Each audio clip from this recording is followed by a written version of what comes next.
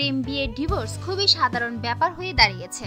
এবছর আমাদের দেশে শোবিজে বেশ কয়েকটি বিচ্ছেদের ঘটনা ঘটেছে।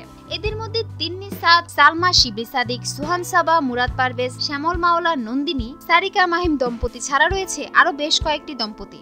এদের মধ্যে সবচেয়ে আলোচিত বিচ্ছেদ ছিল সালমা ও শিবলি সাদিকের। কণ্ঠশিল্পী মৌসুমী আক্তার সালমা ও সংসদ সদস্য শিবলি সাদিকের মধ্যে ডিভোর্স হয়ে গেছে গত 20 নভেম্বর। রাজধানীর ধানমন্ডি এলাকার একটি রেস্তোরাঁয় দুই পরিবারের উপস্থিতিতে তালাকের কার্য সম্পন্ন হয়েছে বলে জানা যায়। ফোক গায়িকা Salma NTV reality show close up one তোমাকেই খুঁজছে বাংলাদেশের মাধ্যমে রাতারাতি সঙ্গীত শিল্পী হিসেবে খ্যাতি অর্জন করেন। দিনাজপুরের সঙ্গীত পরিবারের ছেলে শিবলি সাদিক পছন্দ করেন সালমাকে।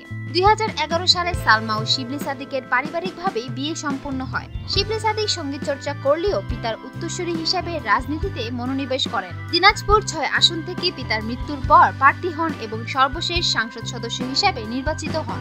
সালমা ও শিবলির কুল জুড়ে আসে একমাত্র কন্যা স্নেহা।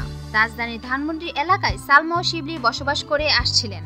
সম্প্রতি সালমার পারিবারিক দ্বন্দ্ব চরম পর্যায়ে চলে গেলে সালমা ও শিবলি সাদিকের মধ্যে আনুষ্ঠানিকভাবে বিচ্ছেদের কাজ সম্পন্ন হয়। বর্তমানে সালমা মোহাম্মদপুরে তার মা বাবার সঙ্গে অবস্থান করছেন। দীর্ঘদিনের বিরতির পর আবারও নিয়মিত হচ্ছেন গানের জগতে। সুপ্রিয় দর্শক, আমাদের ভিডিওটি যদি আপনাদের ভালো লেগে থাকে তাহলে এখনই সাবস্ক্রাইব করুন, লাইক, কমেন্ট, শেয়ার করতেও ভুলবেন না।